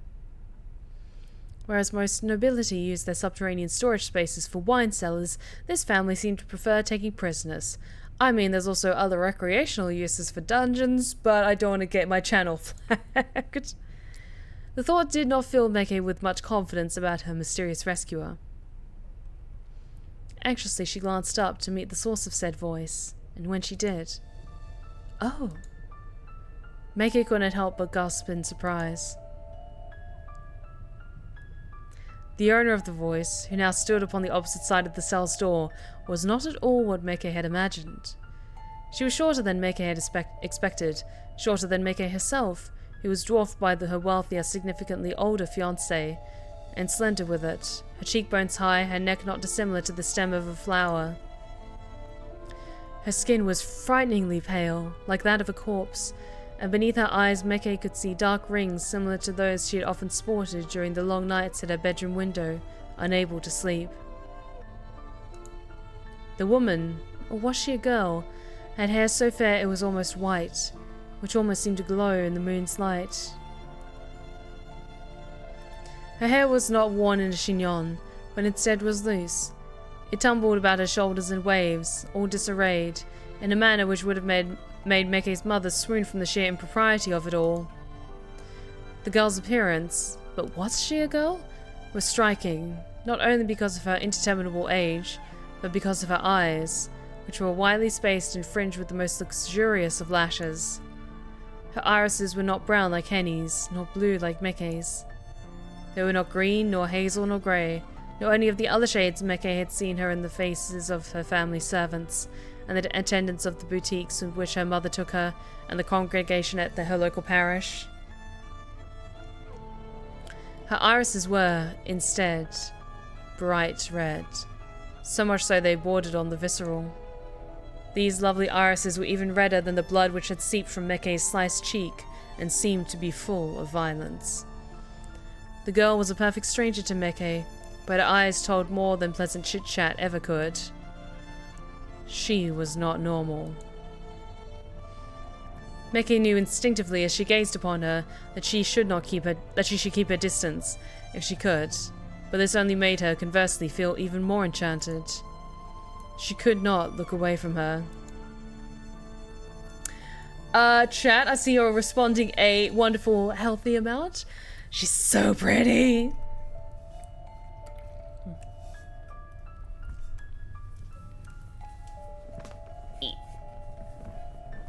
Hang on, just gotta get comfy. It always gets a little bit warm at my desk. Ah. It was as though her captor had placed her under a spell. That woman. Henny shifted back, her skirts shifting against the ground. Oh, thanks for the stretch check. Ah. Oh, thank you. She's the one I told you about, Meke. The one from the woods. She's the one who fought off those bandits. I thought what I saw was unbelievable, but now I know it wasn't a dream. She really is real. She killed all those men. She's a monster. Oh, a monster, am I? The woman's unnatural eyes narrowed and, with a smile, said, "You cut me to the quick, you humans do. At least you would, were I not accustomed to it. Perhaps I bring it upon myself. given the unusual manner in which I treat my guests, but you could at least try to be polite. Why, if it were not for me, the both of you would be lying in the woods right now, mangled beyond all recognition. So you really were the one who saved us. I thought as much. Yours is a face anyone could forget in a hurry. Why, thank you. I will take that as a compliment. I am very striking, you know. Why did you save us, though? And how? Can't believe you brought us back here, or wherever here is, on your own. You must have had help. Oh, if only. But alas, I'm not any help for... well, let's see. It must have been a century at least. A century? Henny gawked at the woman, her eyes agog. But that would make you older than my grandmother. That can't be right. You don't look a day over 18. Oh, you really think so? You're too kind. Laughing softly, the woman extricated a key from her pocket, then inserted it into the awaiting keyhole. Deftly she turned it, and deftly she stepped inside the cell, the hem of her dark cape dragging against the uneven stone floor. Once inside the cell, she turned to close the door, then locked it anew. There, that ought to do it. It would be horribly tedious if you tried to run from me. I would be able to catch you, of course, but I'd rather not bother with all of the fuss. With the door secured, the woman placed the key inside her pocket and turned to look at her prisoners. Her red eyes met Mickey's, which were narrowed with mistrust, and pouting, she said, Now, why are you looking at me like that? You're making me feel quite unwelcome. I thought you would be relieved to see my face, after being left to languish in the catacombs of my castle for hours on end, but maybe I was hoping for too much? In any case, you shouldn't frown like that, dear. It's an awful waste. You'll wrinkle your pretty face. This chastisement was familiar to Mickey. She had heard it many times from her mother. While Mickey had been trained to obey her mother without question, however, it was not so with this strange woman. Some of her reticence fell away, and, needled, Mickey said, What I do with my face is my own concern. I'm sure it's none of your business. My goodness! You're feistier than you look. I took you for a shrinking violet, but maybe I was mistaken. You might make for quite the amusing plaything, though you'd be a good sight prettier if you smiled. I can't say I blame you for being so surly, though. I never liked smiling on command either, though it's been many, many years since anyone at last tried to give me orders. It's fortunate nobody can tell me what to do now, at least. It came at quite the price, but... Oh well, never mind. Where are my manners? My name is Magdalena, but you may call me Lena. My family's name, meanwhile, is of no particular importance. They might have commanded some respect back in the day, but not so much now. They have long been obliterated. I doubt history will remember them. It would not wish to. I am all that is left of their legacy. In fact, I would very much love to rub it in their faces, but alas, I never got the chance. It is very nice to meet you, for the second time this night. So saying, Magdalena dropped a neat curtsy, taking hold of her cape in lieu of a skirt. But I'm afraid I will not be afforded much of a chance to properly know you. While I would relish the chance to speak to a couple of young maidens such as yourselves, I have designs for you beyond idle chatter. And what do you mean by that exactly? Only that, now I have brought you here, I cannot continue to let you live. You have already seen too much. What? Henny stared at Magdalena with wide eyes, so full of fear the air swelled with it. What do you mean? What I said? Do try to keep up. It's awfully tedious having to explain myself down to the finer details. But I suppose you have the right to know the bare minimum, prisoners though you may be. I would hate to keep you in suspense, but at this point, it doesn't matter how much you know.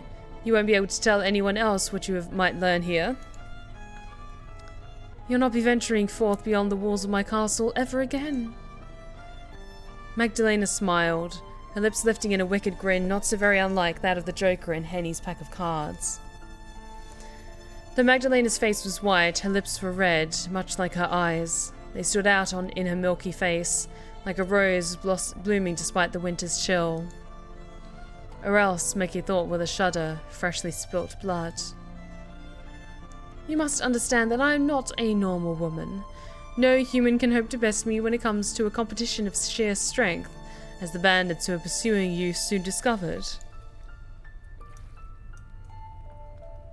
It didn't take me more than a few seconds to dispatch them. The fight they put up was so pathetic. It makes me wonder why they even bothered. If they had any respect for time, they would have slit their own throats with their daggers and saved me the trouble. You humans can be awfully thoughtless. Excuse me. But if they had done that, I wouldn't have been able to bring back the leader of their little group back to my castle. He was in a bad way, and I was obliged to introduce myself to him before bestowing upon you similar honors. I really must apologize for making you wait. Magdalena dropped another curtsy, as an elegant lady might, but it smacked of insincerity. How many men and women had Magdalena brought to her castle, and how many had she summarily tortured? Mackay knew of at least one, besides herself and Henny. The bandit's leader. Did you kill him? Eventually, yes. It was quite the sight. You ought to have seen the way he begged and pleaded and grovelled at my feet. A grown man like that, who was practically made of muscle. Oh, how fickle fortune is. Just 1 hour hence he was the predator, stalking his prey through the woods, and the next. Magdalena drew her hand across her neck, in the unequivocal, universal gesture of a slit throat. Well, what goes around comes around. He got what he deserved. His screams really were exquisite. Did you, perchance, happen to hear them? He was being rather loud. What? You... Oh, goodness. Surprised, are you? You shouldn't be. That man was a bandit, a vulture in a man's flesh, who profited on misery. If it weren't for me, you would have gone the same way as the poor unfortunates in that stalled carriage. The driver and the horses, too. Nobody was spared their ravages, man nor beast. They made quite the grisly mess, where a century younger would have been enough to turn even my stomach. Maybe that is so, but to gloat over another death like that, it doesn't seem right. You're twisted. If I am twisted, that is only because of this world. Magdalena began, but then paused. A momentary furrow captured her brow, but soon it straightened out, as though nothing of note had occurred. I'll keep going for a little bit longer, okay? When we get to a nice narrative point, I might call it an early night tonight. Well, never mind that. I do not wish to spout cliches about good and evil. I would begin to bore myself. The fact of the matter is, the man got what he deserved, as did his compatriots. I took great pains to ensure that. I paid that brigand back twofold for what he did to you.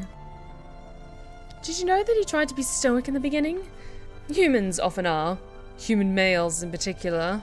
They have so much pride. It's funny, really, that a cur like that would care so very much about appearances. He was less a man than he was a dog, but he still had pretensions of greatness, or of grandeur.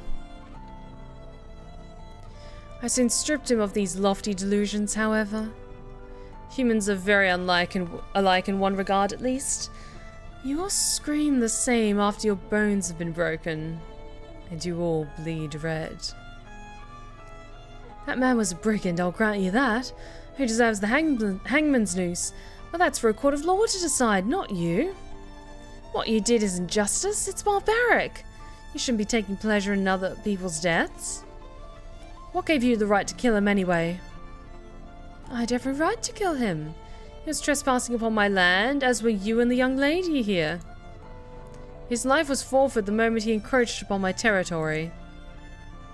The Lord's Prayer may say we ought to forgive those who wrong us, but I have no patience for such teachings. They do not apply to me.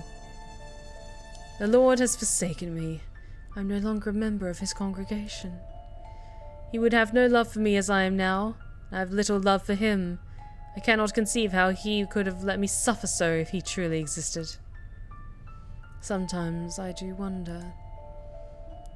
So you mean to add blasphemy to your list of crimes? Oh, I've done far, far worse than that in my time. The morals of you good, sententious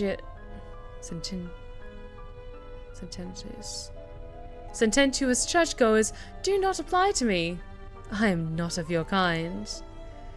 I am a drinker of blood who walks the night. I have been alive for over a century, though my life is very different to yours and your mistress's. I doubt that you could understand me, and neither do I want you to. I have no desire to understand you either. There would be no point. We are much too different. A drinker of blood? But that would make you a vampire? It was Meke who offered forth this label, after Henny's voice faltered. Sententious. Okay, cool. Learn a new word.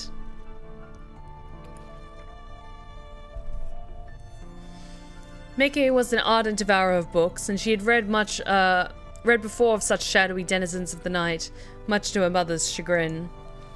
Lady von Essen had thought that Meke was, as a well-bred young woman, ought not to read at all. It will only excite your mind, dear, but should instead busy herself with embroidery. Meke, however, had always preferred books to busy work, particularly work which involved needles, and she found herself returning to stories time and time again, whenever she needed a break from her own dreary life. Hey, Andy, how's it going? Welcome back. Meke had read all manner of books over the years, but she preferred adventure stories full of mystery, intrigue, and yes, even murder.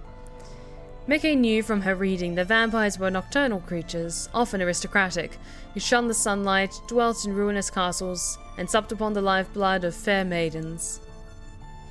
Yes, Meke thought, in an oddly detached manner, that did make sense.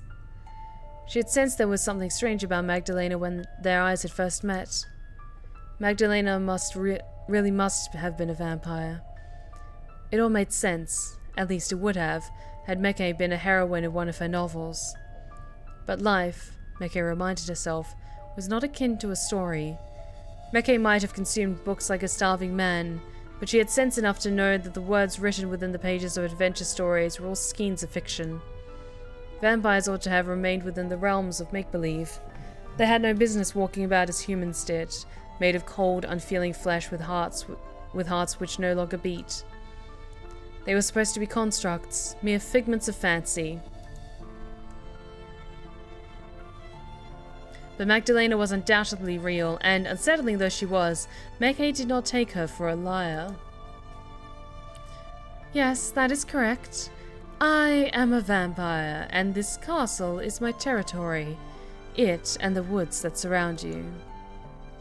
You wandered into my domain, you hopeless little lambs, while on the run from those awful bandits. I know none of this is your fault, and I have no quibbles with you. I'm not blaming you for what occurred tonight. There. See how fair I am? I'm too nice by half. Too nice for my own good cause. You have been awfully surly with me, the both of you, and I've only ever been polite. I would even let you go if I could. Dispatching of brigands is one thing, but I take no pleasure in harming young ladies. But I fear that would be foolhardy. I cannot allow anyone who has wandered into my realm to leave alive. I do not want you telling tall tales. I should snap both of your necks and be done with it, but... Magdalena's red eyes found Meke's, then held them. Her smile, which hitherto had seemed so easy, faded as she frowned. You don't seem to be a mere peasant.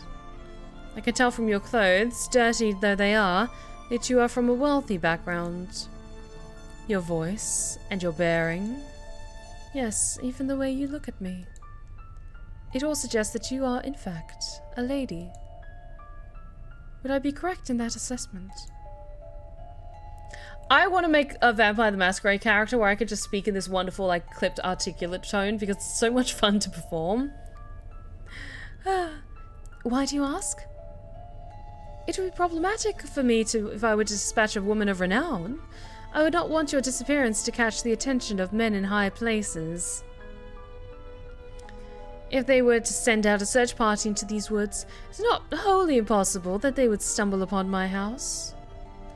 I have lived out of sight from the public for nigh on a century, and I have no desire to invite half of Osberg's constabulary into my home. The idea is incredibly unpleasant. Magdalena pulled her face, as a small child might when confronted with a plate of food they did not much care for. If you really are a lady, I might do well to exercise some caution.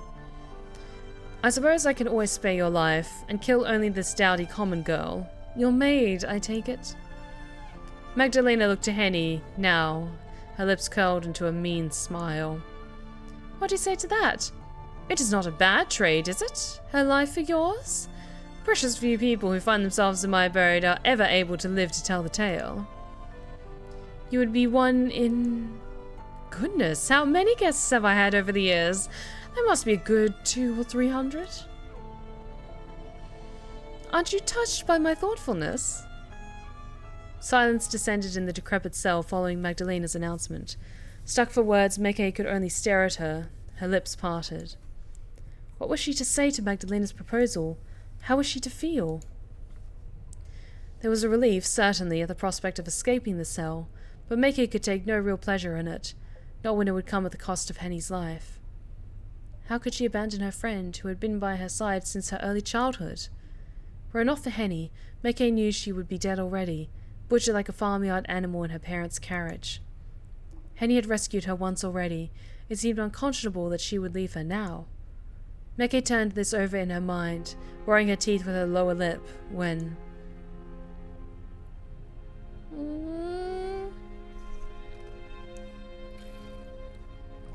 Well, if my life's all you're after... Henny reached out, taking Meke's hands between her own, then said, What else is there to think about? It sounds like a fine suggestion to me. Don't you agree, Meke? What? Meke stared into Henny's round, soft face, her eyes vast and uncomprehending. Surely you don't mean that. You're not alright with this, are you, Henny? Well, he'll be alive. I said I was jumping up and down for joy at the prospect of being eaten by a vampire. Henny's smile wavered as she tried to maintain a brave face. But if it's what I've got to do to save your life, Meke, then I'll do it. I do love you after all. I'm not going to let you get hurt. Henny tried to sound brave, but Meke could hear how her voice trembled all the same. Could feel too how Henny's hands shook. Henny, like her, had heard the screams of the bandits' leader as they echoed through the halls. Though neither woman had seen his final moments, they knew from his cries that his demise must have been barbarous. Meke could not allow Henny to endure such suffering for her sake. She could not allow her to die. Meke knew Henny wished only for the best for her, but... No. Meke spoke up, her voice surprisingly cool given the wild fluctuations of her heart within her breast. I won't allow that to happen. It wouldn't be right. If one of us must remain here, then it ought to be me. What? No, you can't mean that, Meke. Surely you jest. No, I'm not. You know I have a terrible sense of humor, Henny. I hardly ever tell jokes. I don't have enough levity in me for them.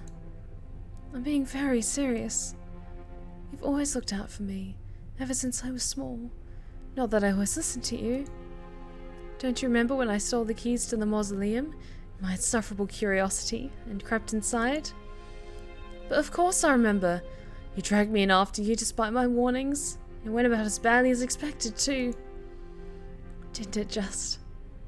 Faintly, Meke smiled, dire though the situation was, happy to share in this memory with Henny.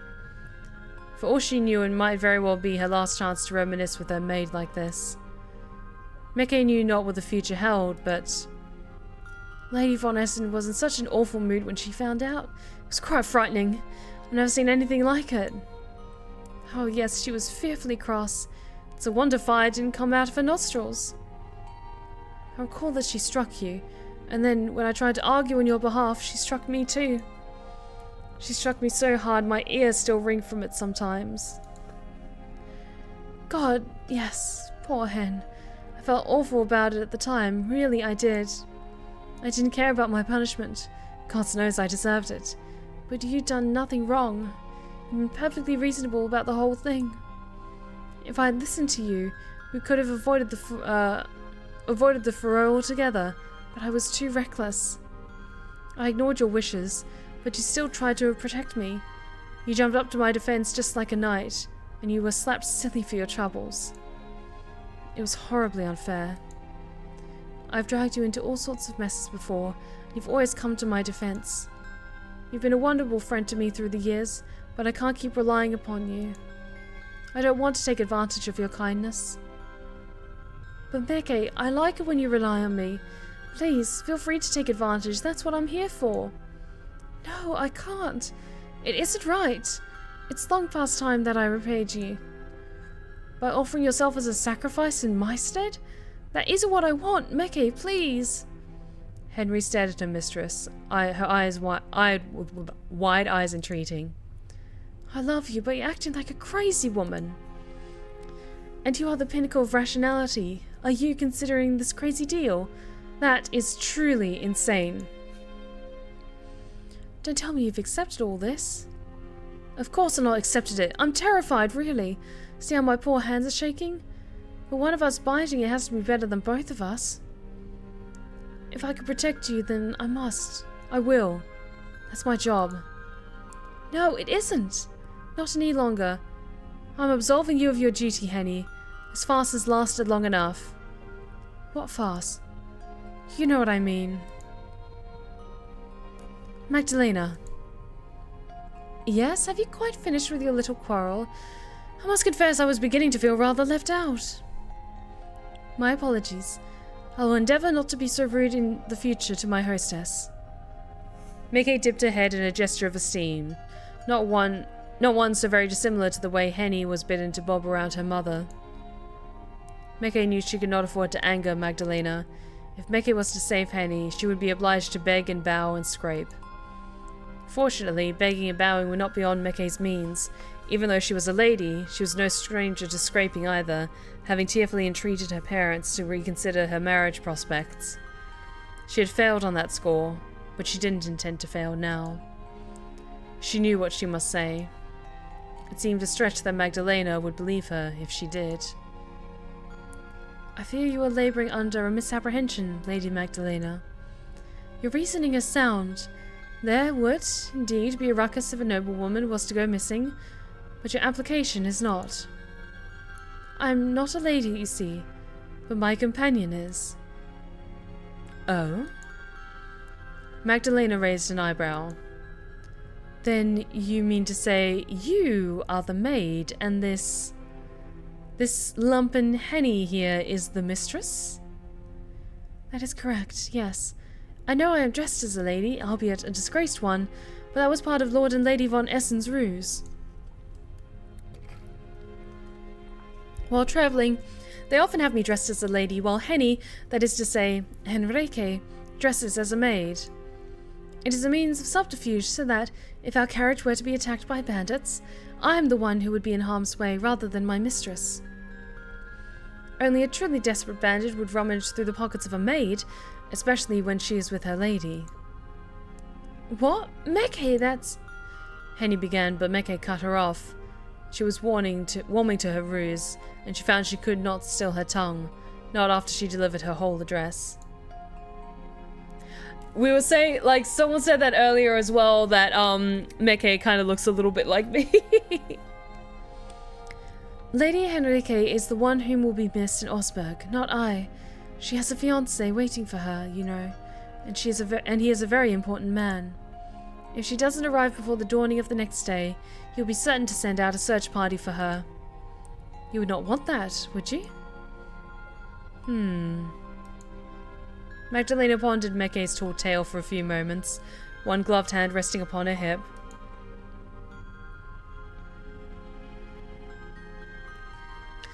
As she thought, Meke stared at her, compelling her through sheer force of will to accept her tale at face value. Let's just save this as well. Meke knew her story was patently unbelievable, but she didn't need to convince a whole jury. She needed only to convince Magdalena. An age seemed to pass, during which nobody spoke until... Oh, very well.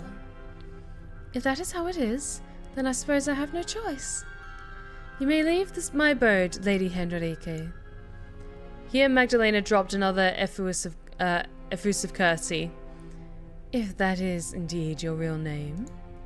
I will grant you the chance to reunite with your fiancé in Orsburg, who must be awaiting you with no shortage of anticipation.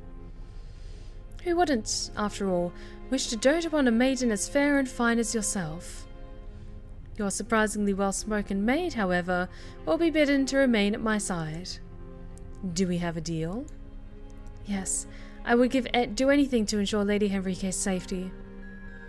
Oh, most assuredly, you would not consent to acting as decoy on her behalf if you didn't care.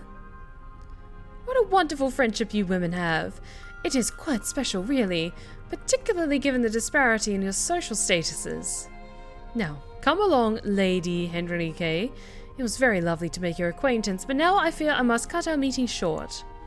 Let me escort you to the front door. It's the least I can do for a woman of your lofty status. What? Meke, no! Henny cried, but in vain. Magdalena was soon upon her, her pale fingers winding tight about her wrist. Meke, please stop this. Tell her the truth. I'm sorry, Hen, but... abashed, Meke dropped her gaze to the stone floor. Though she had given her life for Henny's sake, she found she could not meet her friend's gaze as she was dragged bodily from their cell. The hurt in Henny's countenance and the betrayal stung far too much. This is how it has to be. Says who? I was willing to go along with this woman's plan, but you scuppered it up. I don't understand you at all, Meke. Why would you tell such a tissue of lies for little old me? Magdalena, please. Henry stared at Magdalena, all while trying, and failing, to dig her heels into the stone floor of her cell. Surely you can't believe my mistress? It's obvious she's lying. There's no way she isn't a lady, not with her fancy proper way of talking. She's far, far more genteel than I could ever dream of being. Her manners are certainly more polished than your own, yes, but perhaps this comes from years of servitude? You could stand to learn a thing or two from your maid, Lady Henrique. Your fiancé wouldn't think much of you as you are now, I'm afraid. Why, you're speaking almost like a fishwife. Now, come along. Let us not argue. You will give me a headache. But Meke, I can't leave her. Let me go. Henny cried anew, squirming now, but Magdalena's hold upon her did not loosen. If anything, it seemed to grow stronger, to such a degree that Henny screamed. Ow! Henny's cries echoed throughout the cell, more unbearable than those of the bandit's leader during his final moments. Magdalena had not made Henny bleed, at least, but she was gripping her wrist so tightly Meke feared she might snap it. Henny, who was short and dumpy, could put up little in the way of a fight. The poor maid was quite helpless before her. There was nothing which could be done, not any longer. Henny would have to leave, while Meke would remain incarcerated in this dreary cell, alone. This was what Meke had wanted, when she had spun her, frankly untenable, story. So why, then, did she feel so guilty? Let go of me! Let go, I say! Meke, please! Henny continued to protest, but Magdalena remained insensible to her cries. The door of the cell was closed once more with a metallic clang, and Meke was left upon the ground, pale-faced, trembling, and all alone.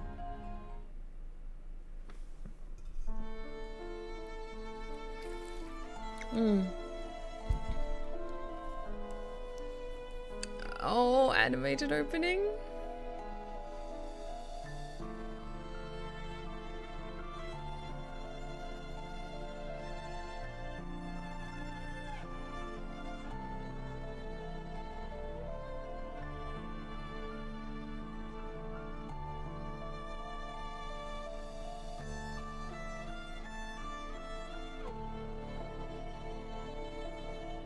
The art in this game is so pretty.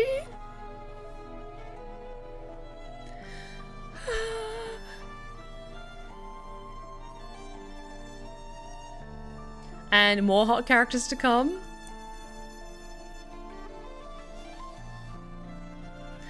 Oh, the art is so good in this game.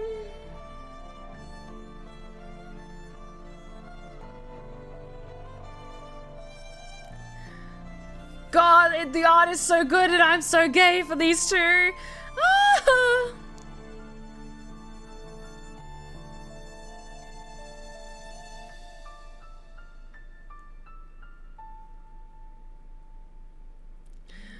Oh my God!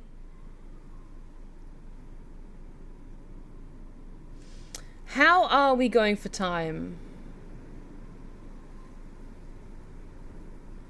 Because I could keep going a little bit longer, but honestly, with like the title drop and everything like that, it feels like we could maybe like top it off with like tonight we played the prologue of sorts, and then as of next Friday, then we can like get stuck into the meat of the story. What do you guys think? Does that sound fair? Because I'm not gonna lie, when I'm narrating visual novels like this, it is a lot of focus. It's also very draining to just keep narrating as though I'm doing an audiobook.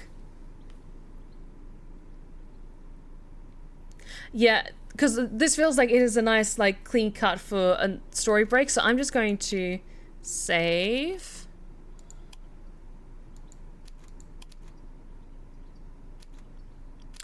And I'm going to do a backup save as well, just in case. There we go. Okay, let's head back to the title. Oh, but this game is so pretty already. Like, I am intrigued. I am very curious to see how this is going to unfold. The art already is just mesmerizing. I'm just captivated by how gorgeous this game is. But thank you so much for joining me tonight, my lovelies. I know tonight was shorter than usual. And overall, just my streams have been shorter than usual as of late. I've just been very, very busy doing some work on my very, very big secret project. And so by the time I've been coming to tonight's streams, I've been quite worn out. So thank you all so very much for understanding that. And I hope you all are excited to jump back into Cage of Roses next Friday. We will continue this story. And of course, Monday has more MonsterCon, and Wednesday, Vampire Therapist. So we have a wonderful lineup of monsters across the coming week, as we had with this week as well. Excuse me. So, let's wrap things up. Thank you so much for joining me tonight, my lovelies. And if you've been lurking in the shadows and you like what you've seen so far, then please consider following. We would love to have you back at the Blue Rose Respite. You're welcome anytime. Be sure to check out my other socials that are popping up in the chat right now, including my 2 YouTube channels. One for my ASMR tales and the other for my Twitch VODs. Excuse me. And my Blue Sky, my Insta, and my TikTok. I have an ongoing 24/7 broadcast over on my main YouTube channel, which is a collection of ASMR tales and creepypasta narrations. So be sure to check that out and give it some love. Hang on, that's weird. Is there no one streaming at the moment? Because my Steam Deck isn't showing anyone. 1 second.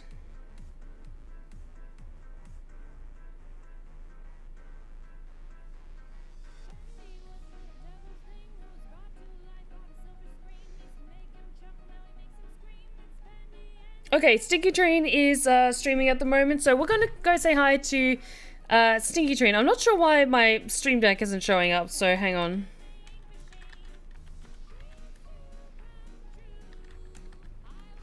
Okay, let's go and raid Stinky Train because they are a stinky and wonderful possum. So I'm going to send on the good vibes and my wonderful community. Be sure to send them lots of love from the Blue Rose Respite.